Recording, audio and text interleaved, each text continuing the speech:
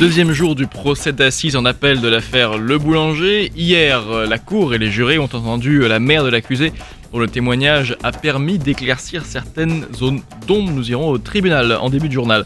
Justice aussi, mais là, comparution immédiate pour l'homme qui a enlevé et abusé d'une fillette vendredi dernier à Kourou. Rappel des faits également dans ce journal. Une inversion de câble à l'origine de l'échec du lanceur Vega. Lundi, Arianespace explique qu'il s'agit d'une série d'erreurs humaines qui a conduit à la perte du lanceur et des 2 satellites. Arianespace et l'agence spatiale européenne lancent une commission d'enquête indépendante dès aujourd'hui. Et puis on terminera avec une question. Est-il possible depuis la Guyane de se rendre dans les pays voisins et sous quel motif? C'est une question qui revient souvent, nous avons tenté d'y répondre. Merci de nous accueillir chez vous depuis 5h ce matin. Nous sommes ensemble jusqu'à 9h en ce mercredi 18 novembre. Vous commencez votre journal, Florian, avec ce deuxième jour du procès en appel dans l'affaire Boulanger. Oui, après une première journée consacrée lundi à l'audition de l'accusé et des experts psychologiques, hier, mardi, a vu défiler à la barre des experts scientifiques ainsi que la mère de l'accusé, Darwin Asprilla. La ligne de défense n'a pas bougé depuis l'ouverture du procès. Il clame son innocence, se déclare uniquement complice du meurtre, un meurtre commis selon lui par 2 Brésiliens qui seraient aujourd'hui décédés. C'est ce que nous explique l'un de ses avocats, Sébastien Bénat.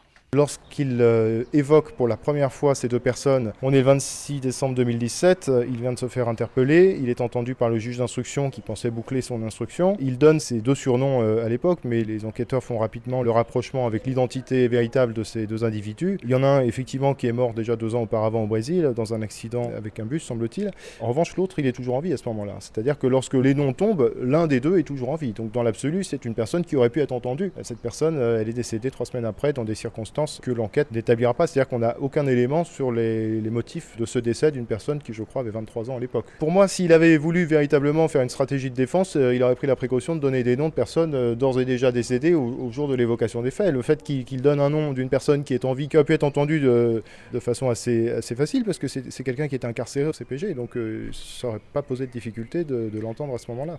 Sébastien Bénat, l'un des avocats de la défense. Pour celui de la partie civile, Boris Tchongsit, il n'y a pas de doute. La ligne de défense de l'accusé ne tient pas la route. Les doutes, c'est M. Asprilla qui tente de les distiller lors de ce procès, mais pour moi, il n'y a évidemment aucun doute. Il agresse une première dame à son domicile, il reconnaît qu'il est seul, en tout cas sur les lieux de l'agression. Il laisse entendre qu'il y avait 2 complices qui étaient dans une rue avoisinante, mais que personne ne voit. Puis il recevra un appel téléphonique qui l'inviterait à aller dans la maison des Le Boulanger, où il finirait uniquement par faire le guet et finalement partir avec la voiture, puisque seul son ADN est retrouvé dans le véhicule de la personne qui sera décédée. En fait, on comprend bien qu'il a intérêt, pour minimiser la peine qui est la sienne, puisque sa responsabilité dans ces 2 faits, l'un délictuel, l'autre criminel, sont avérés. Il ne conteste pas ne pas avoir été présent, donc c'est vraiment tenter de diminuer sa propre responsabilité sur les faits incriminés.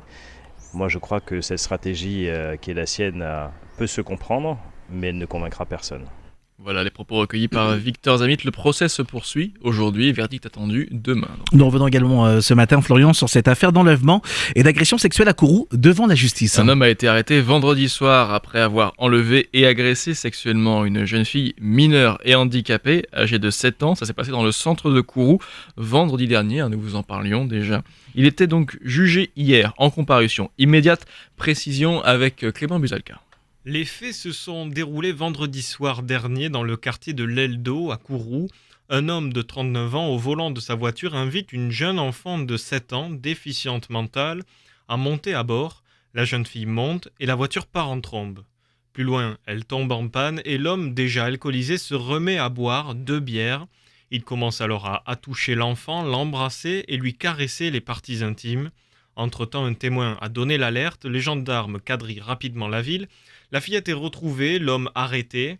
Jugé en comparution immédiate, l'homme a exprimé des remords. Se décrivant comme alcoolique, le Kourousien est aussi dépressif et connu de la justice pour des faits liés à l'alcool.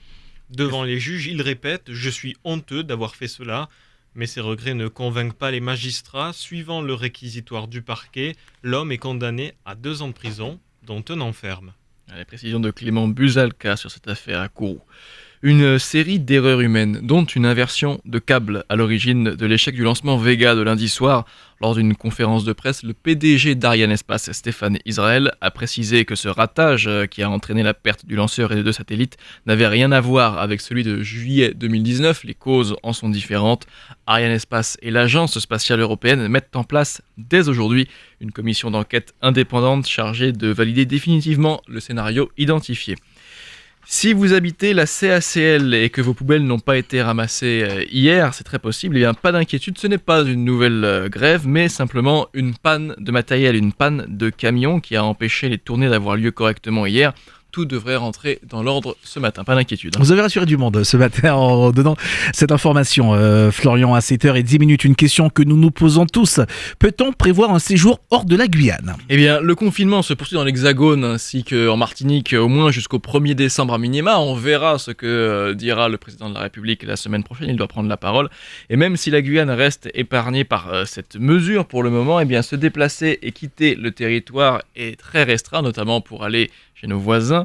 Les frontières intérieures à l'espace européen restent ouvertes, mais voilà, qu'en est-il pour le Brésil, le Suriname ou même les autres pays d'Amérique du Sud ? Réponse avec Edmé Douzy. Si vous voulez vous rendre au Brésil, au Suriname ou ailleurs, la réponse est non. Impossible de quitter la France. On rappelle que tout déplacement de personnes par voie aérienne, routière et maritime sont interdits dans les 2 sens, depuis la Guyane et vers la Guyane. Seules les marchandises circulent encore sous réserve du respect de la réglementation commerciale et douanière. Du côté de la frontière franco-surinamaise, c'est le Suriname qui a voulu fermer la porte le premier, chose faite le 14 mars dernier. Pour contrôler les pirogues, côté français, les policiers et les gendarmes travaillent ensemble et contrôle les berges avec le dispositif de surveillance fluviale. On rappelle que la France et le Suriname partagent plus de 500 km de frontières. À l'est, la frontière est aussi très surveillée. Les forces armées et les forces de l'ordre sont présentes en permanence côté français. Côté brésilien, la police civile de Yapoké patrouille aussi sur le fleuve pour dissuader les plus téméraires sur les 730 km de frontières. Il est vrai qu'un réseau de passeurs s'organise et brave l'interdit, mais selon le ministre des Outre-mer Sébastien Lecornu, jamais un gouvernement n'avait déployé autant de forces sur ses frontières, avec 2500 refus d'entrée sur le territoire français seulement durant le premier semestre, contre 111 en 2018.